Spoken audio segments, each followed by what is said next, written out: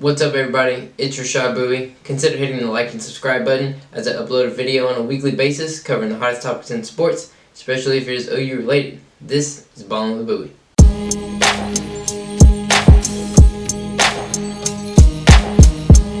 Today, I want to talk about OU continuing their losing streak and Oklahoma State Cowboys taking on number 3 Baylor Bears. So let's dive on in. Oklahoma State, they're going into the game really hot. They had won 5 in a row, had climbed to 4th in the Big 12 standings. As we know, Baylor has already clinched the regular season Big 12 titles, their first since the 1950s. So there's nothing else for them to do really in the regular season besides keep on winning and secure that number 1 seed in the NCAA tournament. Oklahoma State, they have 7 wins against top 10 opponents this year. They're starting to rise as the season continues. They didn't look too good to start the year, but their resume has gotten significantly better in the past couple weeks, and they're up to a 4 seed, and they might be able to grab a 3 seed depending on how well they do in the Big 12 conference tournament, but I don't think they can drop to a 5 seed at this point. They ended up losing to the Baylor Bears, but Baylor's considered the second best team in the country right now behind Gonzaga. OSU, to start the game, they went bucket for bucket with Baylor, and you thought OSU might have a chance to win. You know, they were hanging with them for about the first 10 to 12 minutes, but Baylor Bears are just too good from three-point range, and OSU just couldn't keep up. And Baylor started to build a lead in the first half and had a 42-31 lead at the half. And Cade Cunningham, again, another quiet first half, and I think that's the key for Oklahoma State. If they want to win a couple games in the NCAA tournament, they're going to have to get some production from Cade Cunningham, not only in the second half, but the first half too. He only had 4 points in the first half, shot 2 for 8, and that's not going to cut it if you're Oklahoma State. He does really good in the second half. Every game he pops off in the second half, every single game. I haven't seen a game all year in which he hasn't popped off in the second half, but it's the first half that is really keeping him down, and his turnovers generally happen in the first half also. He turns the ball over a decent amount of time, and usually he shoots poor in the first half, or he doesn't shoot hardly at all, and he turns the ball over in the first half. And then in the second half, he's a completely different player. I don't know if he just has to fill the other team out for an entirety of a half before he can get comfortable or what. But yeah, he did not look good in the first half, which has been a trend for him for the majority of the season.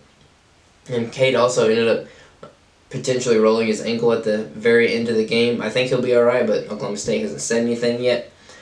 And Baylor, they look like their usual selves pre-COVID before they had all that happen to them. Butler went off for 22, Teague had 19, and then Meyer had 19 off the bench, and he's looked really good coming off the bench.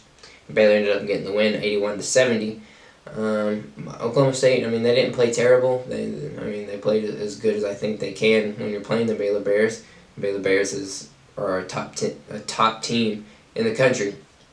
So yeah, it looks like Baylor's got their usual step back in. They beat West Virginia a couple days ago. Now they beat Oklahoma State, and Baylor has one more game in the regular season. So does OSU before Big 12 tournament starts.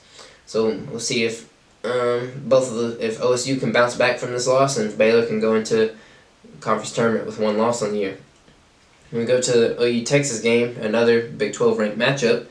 OU 14-8 has dropped to 6th in the Big 12 on a 3-game losing streak coming into the game, and where the standing stood coming into the game, played West Virginia in the first round, which West Virginia is a really good team. I know we beat them twice, but it's hard to beat a team 3 times, so I don't know if that's a good or a bad matchup. I honestly don't think there is a good matchup in the Big 12 tournament, and every team is going to play you hard and give you their very best.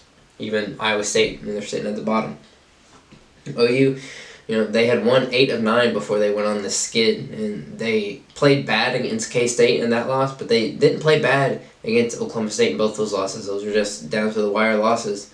That could have gone either way, and honestly, all 3 games, they had a chance to win because they were leading in the last 4 minutes. They had a lead at some point in all 3 of those games, so it was just closing them. We haven't been able to close games at all. And in Texas, they've looked like a completely different team also since they've had their COVID stint. They're sitting at 5th in the Big 12. Where the standings stood coming into the day, they were going to play OSU in the quarterfinals. But yeah, they're 4-4 in their last 8 games. like I said, after COVID, they've been a completely different team. Because before COVID, they're sitting at 4th in the nation. They look like a top team, potential 1 seed team, and since then they have not looked the same.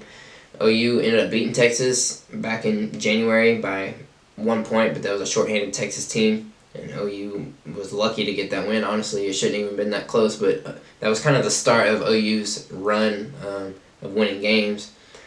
So during the game, both teams shot fairly well to start. By the first 12, 13 minutes, both teams were shooting over 50%, but that trend would not continue for OU, and it would continue for Texas for the majority of the game. Texas shot 60% in the first half, and OU, they ended up dropping to 30s, I think, and that's about where they sat for the entirety of the game. They didn't shoot the ball great. Texas shot the ball very well. It could have been a blowout if you looked at the field goal percentages. It could have ended up being a blowout. And Texas out-rebounded OU 19-10 in the first half. They were able to get several offensive rebounds. We just had nothing on the inside to be able to stop them from getting the boards. So Texas went into the half with a 44-34 lead. They did have a 13-point lead, but Austin Reeves beat the buzzer with a 3-pointer, so it cut it to 10. And Texas started the second half shooting only 3 of 12, so it kind of allowed OU to claw back in it, and they actually grabbed the lead for a second, but then Texas grabbed it right back. And the big difference for OU in being able to claw back in was Kirkweth. I've been saying this forever. If Brady Manick is not going to give you any production, then take him off the court. And Lauren Kruger finally did it. He finally put Kirkweth in. I know Kirkweth isn't going to give you anything on the offensive side of the ball. That's just not him. He's not a scorer. He might get a ball to bounce his way every once in a while and be able to put it in. But he makes an impact on the defensive side of the ball. He can get you boards. He is too big of a man and too big of a presence to just leave on the bench for the entirety of a basketball game, especially when Brady Manick is a softie on the inside. And Kirkweth immediately had an impact on the defensive side of the ball. He had 2 blocks. He had several rebounds.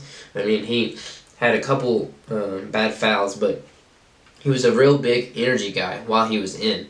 And Brady Manick he's not an energy guy. He's not going to give you that. And he has been doing better on the offensive side of the ball, Brady Manick has, but he still has not been doing anything on defense. Sims absolutely destroyed Brady Manick in the paint. And Kirkweth, he at least stood tall and competed with him. But Texas ended up getting the win. Again, OU loses 69-65. OU's lost 4 in a row after being ranked 7th in the country.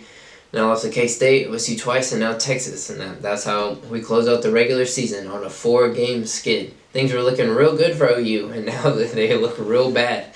There's a couple more games in the Big 12 to determine the final seeding for the conference tournament. But it's looking like we're going to have the 6th spot. If we do end up getting the 7th spot, I don't know if there's a chance if we can. I haven't looked yet. But if we do get the 7th spot, that means we have to play in. We'll have to play Iowa State to make it to the quarterfinals instead of having that game off.